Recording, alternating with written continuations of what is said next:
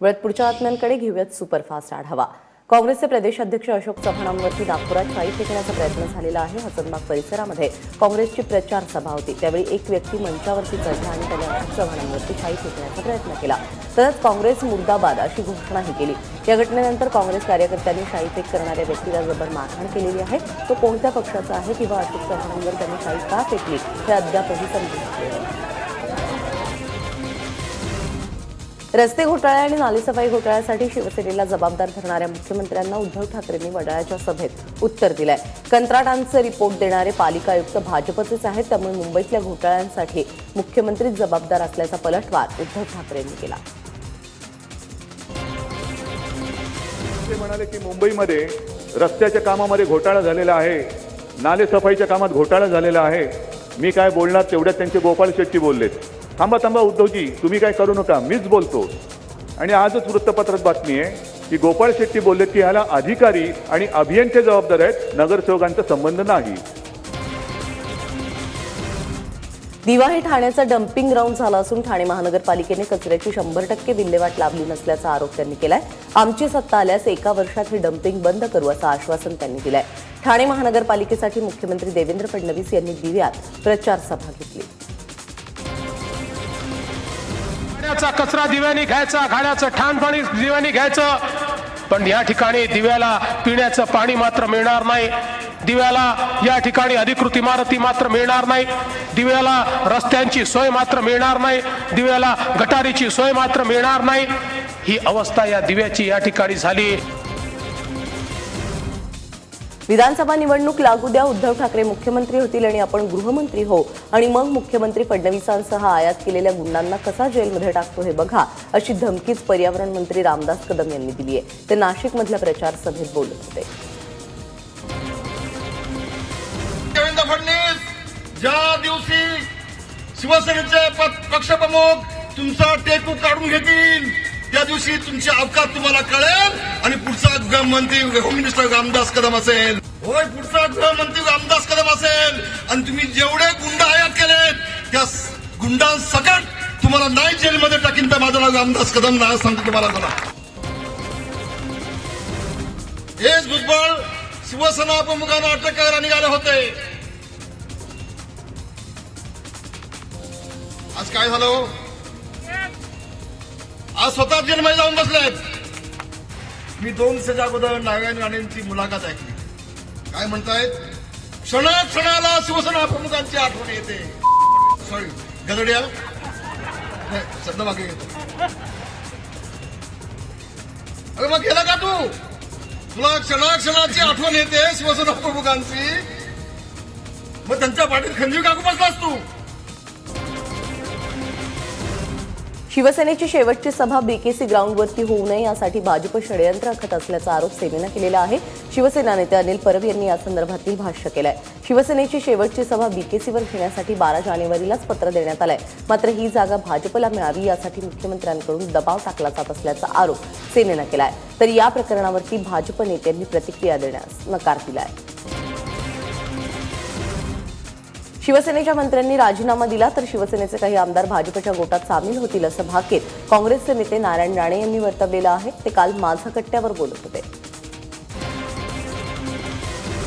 एक तर वैद्य बोलल्याप्रमाणे त्यांच्या गळाला काही आमदार शिवसेनेचे आहेत लागणार आहेत, आणि दुसरी गोष्ट की यांना माहिती आहे की शिवसेनेला आपण कुठेतरी धमकी देऊन बांधून ठेवली आहे, यांचं धाडस राजीनामा द्यायचं नाही आहे। आणि तिसरं अजून त्यांनी ऑल्टरनेट प्रोव्हिजन करून ठेवले आहे की आपला राष्ट्रवादी आहेत मदत करायला सदैव तयार। शिवसेना फुटेल अशा अफवा कायम पसरवल्या जातात, त्यामुळे नागपूरमधून मागो वैद्यांनी अशीच पुढी सोडून दिली अशा शब्दात शिवसेनेच्या प्रवक्त्या नीलम गोऱ्हे यांनी विरोधकांचा समाचार घेतला। नाशिकमध्ये प्रचारासाठी आलेल्या नीलमताईंनी भाजपवरती चांगलंच तोंड सुटलं। राज्यात भारतीय जनता पार्टी नाही तर भारतीय गुंडा पार्टी राज्य करत असल्याची बोचरी टीका राष्ट्रवादीच्या सुप्रिया सुळेंनी केलेली आहे। उस्मानाबाद येथील प्रचार सभेत बोलताना सुप्रिया सुळेंनी भाजपवरती सडकून टीका केली। शिवसेनेतील 63 उमेदवार हे गुन्हेगार असल्याचा आरोप मुख्यमंत्री देवेंद्र फडणवीसांनी केला होता. या वक्तव्यावरूनही सुप्रिया सुळेंनी मुख्यमंत्र्यांना टोला हाणलाय.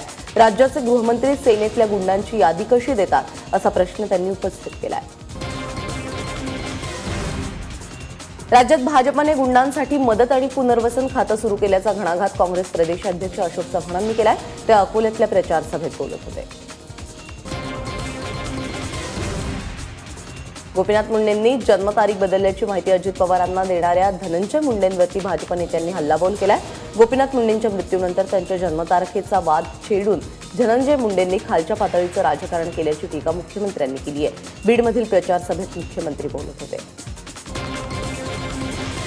मुंडे साहेबांच्या जन्मतारखेच्या बद्दल या ठिकाणी वाद उभे केले जातात आणि मृत्यूनंतर वैर संपतं ही आमची संस्कृती आहे. पण तुम्ही इतक्या नीचतेवर जाता की त्यांच्या मृत्यूनंतर देखील ते सफाई देण्याकरता या ठिकाणी नाही, म्हणून त्यांच्याबद्दल असं बोलता.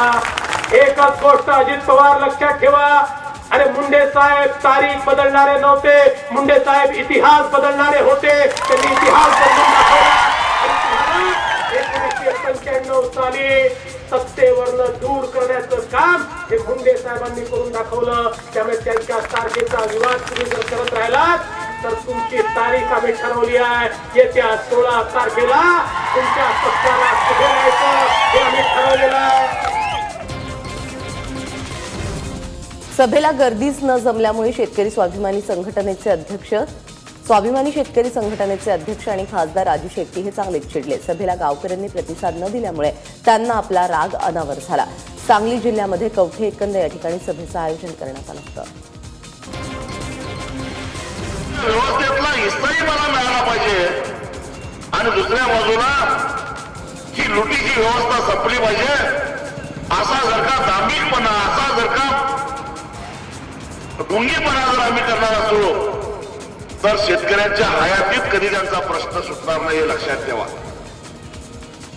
आणि म्हणून मला या ठिकाणी वाईट वाटलं. मी जेव्हा या गावामध्ये आलो त्यावेळी लोक आले, पण आज पहिल्यांदा मी माझ्या कार्यकर्त्यांच्यासाठी मत मागायला आलो आणि लोकांच्या मधला आणि माझ्या मधलं अंतर वाढलं हे माझ्या लक्षात आलेलं आहे.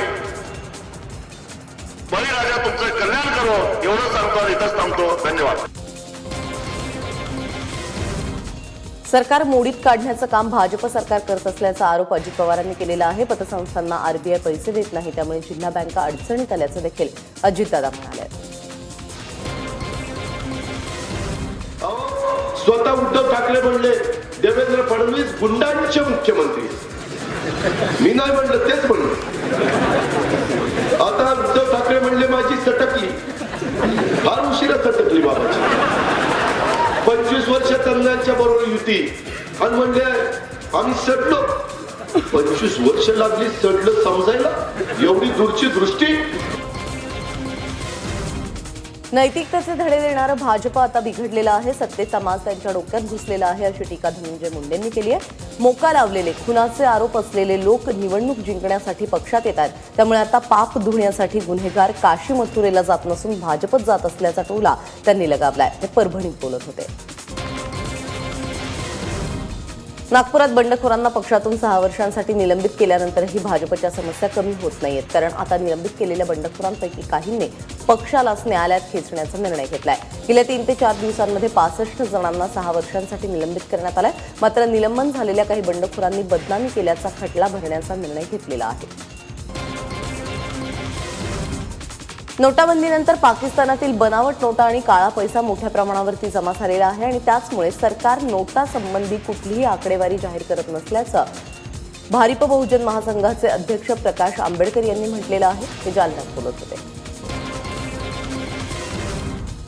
नाशिक महानगरपालिकेतील निवडणुकीमध्ये 9 माजी महापौरांची प्रतीक्षा पणाला लागलेली आहे. कारण 6 माजी महापौरांचे कुटुंबीय त्यांचे राजकीय वारसदार म्हणून निवडणूक लढवतात, तर 3 माजी महापौर स्वतः उमेदवार म्हणून रिंगणात उतरले. 1982 साली नाशिक महानगरपालिकेची स्थापना झाल्यानंतर सुरुवातीची 10 वर्ष प्रशासकीय राजवट राहिली. 1992 साली महानगरपालिकेने पहिले महापौर होण्याचा मान शांताराम बापू वावरे यांना मिळाला होता. आता स्वर्गीय शांताराम वावरेंचे वारसदार राजकारणाच्या आखाड्यात नसले तरी त्यांच्यानंतरच्या अनेकांचे वारसदार निवडणुकीच्या रिंगणात आपलं नशीब आजमावतात. नवी मुंबई आणि अकोल्यानंतर आता नाशिकमध्ये देखील रेल्वे घातपाताचा प्रयत्न उघडकीस आलेला आहे. खेरवाडी ओढा मार्गादरम्यान 10 फुटांचा 5 फुटांचा दगड ठेवल्याचं आढळून आल्यानंतर एकच खळबळ उडाली. मध्यरात्री 1 वाजण्याच्या सुमारास ही घटना उघडकीस आल्याचं समजतंय. नाशकातही मोटरमनने दाखवलेल्या प्रसंगावधानामुळे शालिमार एक्सप्रेस आणि दादर अमृतसर एक्सप्रेसमधील प्रवाशांचे प्राण वाचले. खेरवाडी रेल्वे स्थानकाजवळच्या क्रॉसिंगजवळ दगड ठेवण्यात आला होता. रेल्वे पोलीस या प्रकरणाचा कसून तपास करतायत. उत्तर प्रदेशमध्ये विधानसभेच्या 73 जागांसाठी पहिल्या टप्प्याचं मतदान पार पडलं. 15 जिल्ह्यातील 73 जागांसाठी एकूण 63% मतदान झालं असून महिला उमेदवारांचं प्रमाण लक्षणीय असल्याची माहिती निवडणूक आयोगानं दिली आहे. 2012 सालच्या विधानसभा निवडणुकीमध्ये 61% मतदान झालं होतं. त्यामुळे यंदाचं मतदान विक्रमी मानलं जात आहे. पहिल्या टप्प्यातील 73 जागांसाठी एकूण 839 उमेदवारांचं नशीब ईव्हीएम मशीनमध्ये बंद झालंय. मोदींना लोकांच्या बाथरूममध्ये डोकावून बघणं आवडतं अशा शब्दात राहुल गांधी यांनी पंतप्रधान मोदींवर टीका केली आहे. लखनौमध्ये राहुल गांधी आणि अखिलेश यादव यांनी संयुक्तपणे पत्रकार परिषद घेतली. यावेळी राहुल गांधी बोलत होते. उत्तर प्रदेशात समाजवादी आणि काँग्रेसचं संयुक्त सरकार सत्तेत आल्यास उत्तर प्रदेशातून बेरोजगार आणि शेतकऱ्यांच्या समस्या नष्ट करू असं आश्वासनही त्यांनी दिलं आहे. आता बातमी आहे आयकर विभागाच्या नवीन नियमाची. 20,000पेक्षा अधिकची रोख रक्कम देणगी किंवा बक्षीस म्हणून दिल्यास त्या व्यवहाराची आयकर विभागाला माहिती द्यावी लागेल. तसंच ही रक्कम देणाऱ्याची माहिती पॅन नंबर सहित आयकर विभागाला द्यावी लागणार आहे. खासदार छत्रपती संभाजीराजे यांच्या वाढदिवसाच्या निमित्ताने राज्यातील 103 ऐतिहासिक गड किल्ल्यांच्या सफाई मोहिमेला सुरुवात करण्यात आली आहे. अखिल भारतीय शिवराज्याभिषेक महोत्सव समितीच्या पुढाकाराने ही मोहीम राबवण्यात येते. 19 फेब्रुवारी म्हणजे शिवजयंतीपर्यंत सुरू असलेल्या या मोहिमेचा शुभारंभ खासदार संभाजीराजेंच्या उपस्थितीत कोल्हापुरातील पन्हाळगडावरती पार पडला. यावेळी संपूर्ण छत्रपती घराण्यासह हजारो शिवप्रेमी आणि 67 संघटनांनी मिळून पन्हाळ्याची साफसफाई केली. 19 फेब्रुवारीला शिवजयंती आहे आणि त्या पार्श्वभूमीवर मालेगावात साई आर्टच्या रांगोळी कलाकारांनी शिवराज्याभिषेकाच्या सोहळ्याची भव्य रांगोळी हुबेहूब साकारलेली आहे. साई आर्टच्या 14 कलाकारांनी तासनतास मेहनत घेत ही सुंदर रांगोळी बनवलेली आहे. 18x8 आकारामध्ये शिवराज्याभिषेकाचा सोहळा रांगोळीच्या माध्यमातून टिपण्यात आलाय. ग्रामविकास राज्यमंत्री दादा भुसे यांनी या ठिकाणी भेट दिली. रांगोळी कलाकारांचं त्यांनी कौतुक केलंय.